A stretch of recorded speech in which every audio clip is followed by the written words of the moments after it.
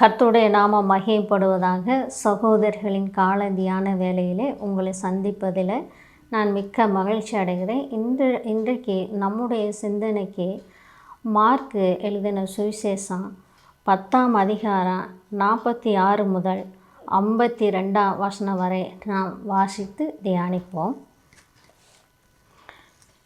பின்பு அவர்கள் எரிகோவுக்கு வந்தார்கள். அவரும் அவருடைய சீசர்களும் திரளான ஜனங்களும் எரிகோவை விட்டு புறப்படுகிற போது திமேயுவின் மகனாகிய பரிதிமேயு என்கிற ஒரு குருடன் வழியருகே உட்கார்ந்திருந்து பிச்சை கேட்டு கொண்டிருந்தான்.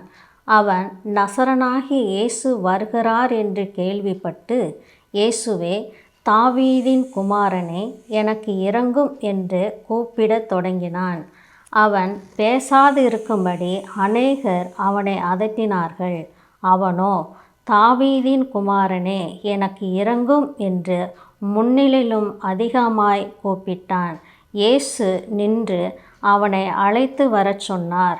அவர்கள் அந்த குருடனை அழைத்து, திடன்கொள், எழுந்திரு, உன்னை அழைக்கிறார் என்றார்கள். உடனே அவன் தன் மேல் வஸ்திரத்தை எறிந்துவிட்டு எழுந்து இயேசுவினிடத்தில் வந்தான். இயேசு அவனை நோக்கி, நான் உனக்கு என்ன செய்ய வேண்டும் என்கிறாய் என்றார். அதற்கு அந்த குருடன், ஆண்டவரே, நான் பார்வை அடைய வேண்டும் என்றான். இயேசு அவனை நோக்கி, நீ போகலாம், உன் விசுவாசம் உன்னை இரட்சித்தது என்றார். உடனே அவன் பார்வை அடைந்து வழியிலே இயேசுவுக்கு பின்னாக சென்றான். ஆண்டவர் தாமே ஆசீர்வதித்து தருவாராக.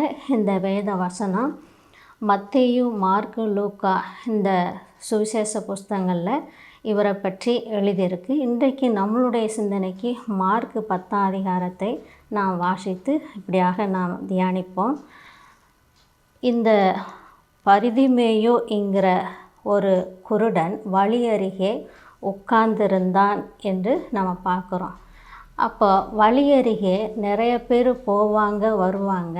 ஆனாலும் மனிதர்கள் அவருக்கு, குருடனாக இருக்கிற அவருக்கு உதவி, ஒரு காசோ பொருளோ சாப்பாடு இப்படி தான் உதவி செய்ய முடியும். ஆனாலும் அவருக்கு பார்வை கொடுக்க முடியாது. இருளான வாழ்க்கையிலிருந்து விடுதலை கொடுக்க முடியாது. இப்படிப்பட்ட கஷ்டமான சூழ்நிலையில் இந்த பரிதிமேயு என்கிற ஒரு குருடர் வழி அருகே உட்கார்ந்து பிச்சை கேட்டு கொண்டு இருக்கிறார். அந்த வழியாக நசரனாகி இயேசு வருகிறார் என்று கேள்விப்பட்டு, இயேசுவே, தாவீதின் குமாரனே, எனக்கு இரங்கும் என்று கூப்பிடத் தொடங்கினார் என்று பார்க்குறோம். அப்போது அந்த வழி அருகே வரும்பொழுது அந்த பார்வை இல்லாதவர் தான். ஆனாலும் வழி அருகே வரும்பொழுது அந்த சத்தத்தை கேட்குறாரு. ஜனங்கள், ஆண்டவர் இயேசு கிறிஸ்துவும் சீசர்களும் அவரோட ஜனங்களும் சேர்ந்து வரும்பொழுது சத்தம் அதிகமாக இருக்கிறத பார்த்து அவர் கேள்விப்படுகிறாரு. என்ன சத்தம் என்று கேட்குறாரு. அவருக்கு அறிவிக்கிறாங்க, இந்த மாதிரி ஆண்டவர் போகிறாரு என்று சொல்லி. அப்போது ஆண்டவரை பற்றி இந்த குருடனுக்கு நல்லாவே தெரிந்திருக்கு. இவரனால் மட்டும்தான் நமக்கு இந்த பார்வையிலிருந்து, இருளான வாழ்க்கையிலிருந்து விடுதலை கொடுக்க முடியும் என்கிற ஆண்டவர் மேலே விசுவாசமும் நம்பிக்கை இருந்ததுனால, தாவீதின் குமாரனே, எனக்கு இரங்கும் என்று சொல்லி கூப்பிடத் தொடங்கினார். அவர் கூப்பிடத் தொடங்கினார். அவன் பேசாதிருக்கும்படி அநேகர் அவனை அதட்டினார்கள். இப்போது அவர் கூப்பிடும் பொழுது பேசக்கூடாது, அவரை கூப்பிடக்கூடாதுன்னு சொல்லி அவரை அதட்டுறாங்க, மிரட்டுறாங்க. ஆனாலும் இந்த குருடனாக இருக்கிறவர் அவங்க மனுஷனுடைய அந்த பேச்சுக்கு கீழ்ப்படியில், அவங்களுக்கு பயப்படல. உடனே முன்னிலையிலையும் சத்தமாக அதிகமாக கூப்பிட தொடங்கினார்னு சொல்லி நம்ம பார்க்குறோம். இன்றைக்கு நம்மளுடைய வாழ்க்கையில் கூட, ஆண்டவருடைய வாழ்க்கையில் நம்ம முன்னேறும் பொழுது, ஆண்டவரை பின்பற்றும் பொழுது, நமக்கு கூட பிசாசானவன் இப்படியாக சோதனை கொடுக்கக்கூடியவராக இருக்கிறார். அது மாத்திரம் இல்லை, நம்ம குடும்பத்துலேயும் சரி, அக்கம் பக்கத்தில் உள்ளவங்களையும் சரி, ஆண்டவரை பின்பற்றி வரும் பொழுது ஆண்டவரை தேடும் பொழுது இப்படிப்பட்ட தடைகள், இப்படிப்பட்ட பிரச்சனைகளை சாத்தான் கொண்டு வருவான். அதை பார்த்து நம்ம என்ன செய்யக்கூடாது? பயப்படவோ சோர்ந்து போகவோ கூடாது. இவரை போல் உற்சாகமாக அந்த இடத்துல என்ன செய்யணும்? தைரியமாக நம்ம இருக்கணும்.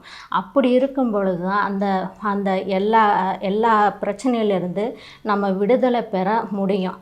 பிசாசானவன் நமக்கு ஆண்டவர் பிள்ளைகளுக்கு சோதனை பல விதத்திலையும் கொண்டு வருவான். ஆனாலும் நம்ம சோர்ந்து போகாதபடி நம்ம ஆண்டவருக்கு இன்னும் அதிகமாக உற்சாகமாய் ஆண்டவர் பிள்ளைய தேடக்கூடியவங்களாக இருக்கணும். அது மாத்திரம் இல்லை, இயேசு நின்று அவனை அழைத்து வரச் சொன்னார். அவர்கள் அந்த குருடனை அழைத்து, திடன்கொள், எழுந்திரு, உன்னை அழைக்கிறார் என்றார்கள். இயேசு உடனே அந்த சத்தத்தை கேட்கக்கூடியவராக இருக்கிறார். கூப்பிடும் பொழுதே மனிதர்கள் அதட்டினாங்க. அதை பார்த்து பேசாமல் இருந்தால் அந்த விடுதலை அந்த குருடன் அடைஞ்சிருக்க முடியாது.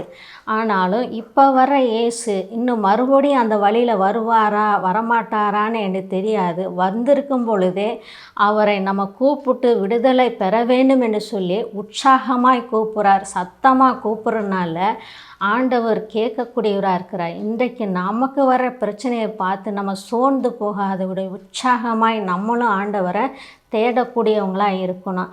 அப்படி நம்ம தேடும் பொழுது, நம்ம கூப்பிடும் பொழுது ஆண்டவர் நமக்கு விடுதலை கொடுக்கக்கூடிய தேவனாக இருக்கிறார். உடனே அவன் தன் வஸ்திரத்தை எறிந்துவிட்டு எழுந்து இயேசுவினிடத்தில் வந்தான் என்று சொல்லி பார்க்குறோம்.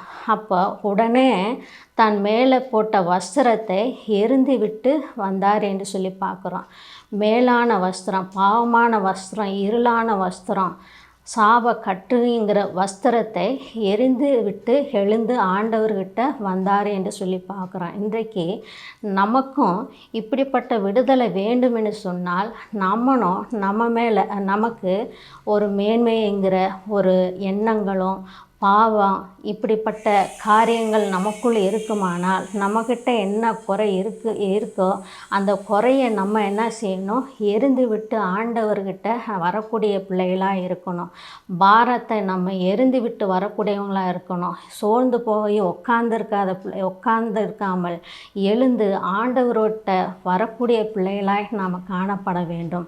இயேசு அவனை நோக்கி, நான் உனக்கு என்ன செய்ய வேண்டும் என்று இருக்கிறாய் என்றார். அதற்கு அந்த குருடன், ஆண்டவரே, நான் பார்வை அடைய வேண்டும் என்றான். ஆண்டவர்கிட்ட மற்ற விஷயத்தை கேட்கல, பொண்ணோ பொருளோ மற்ற எதுவும் கேட்கல. இந்த இருளான வாழ்க்கையிலேருந்து விடுதலை வேணும், இந்த இருளிலிருந்து ஒளியை நான் பார்க்கணுன்னு சொல்லி வாஞ்சியை கேட்குறார். அந்த வாஞ்சியை ஆண்டவர் பார்த்து அந்த இருளான வாழ்க்கையை ஆண்டவர் எடுத்துட்டு ஒளியை தரக்கூடியவராக இருக்கிறார், வெளிச்சத்தை தரக்கூடியவராக இருக்கிறார், பார்வையை கொடுக்கக்கூடியவராக இருக்கிறார். அப்படி ஆண்டவர் அந்த விசுவாசத்தை பார்க்குறார். விசுவாசத்தை பார்த்து அவருக்கு, அந்த குருடனாக இருக்கிற மனிதனுக்கு பார்வையை கொடுக்கிறார். இயேசு அவனை நோக்கி, நீ போகலாம், உன் விசுவாசம் உன்னை ரட்சித்தது என்றார். உடனே அவன் பார்வையடைந்து வழியிலே இயேசுவுக்கு பின்னாக சென்றான். பார்வை பெற்றதும் அவன் தன் வீட்டுக்கு போகவில்லை, நன்றியுள்ள இருதயத்தோடு தேவனுக்கு பின்னாக சென்றான் என்று சொல்லி பார்க்குறோம். இன்றைக்கு ஆண்டவர் பிள்ளைகள், ஆண்டவர் நமக்கு இப்படிப்பட்ட ஒளியை தந்திருக்கிறார். அவரே நமக்கு ஒளியாக இருக்கிறார். அவரே வழியும் சத்தியமும் ஜீவனுமாக இருக்கிறார். அவருடைய வேத வசனம் நமக்கு கண்களுக்கு வெளிச்சமும் கால்களுக்கு தெய்வமாக இருக்குது என்று சொல்லி வேதத்தில் வாசிக்கிறோம். அப்படியாக ஒளியாக இருக்கிற பிள்ளைகள் இன்னும் உற்சாகமாக அவரை பின்பற்றி நம்ம நடப்போம். இதை பார்த்து கொண்டு இருக்கிற மற்ற ஆண்டவர் அறியாதவர்கள், ஆண்டவரை பற்றி கேள்விப்படாதவர்கள், ஆண்டவரை ஏற்றுக்கொள்ளாதவர்கள் யாராக இருந்தாங்கன்னா ஆண்டவரை ஏற்றுக்கொண்டு அவரை பின்பற்றி நீங்களும் வாங்க. அவர் பரலோகத்துக்கு வழிகாட்டியாக இருக்கிறார். பரலோகத்துக்கு நம்மளை கூட்டி செல்லக்கூடியவராக இருக்கிறார். பரலோகத்துக்கு வழி நடத்தக்கூடியவராக இருக்கிறார். அப்படிப்பட்ட இயேசு கிறிஸ்துவை நாம் நம்பி அவருக்கு பின்னாக நாம் செல்வோம். ஆண்டவர் தாமே ஆசீர்வதித்து தருவாராக. ஆமேன்.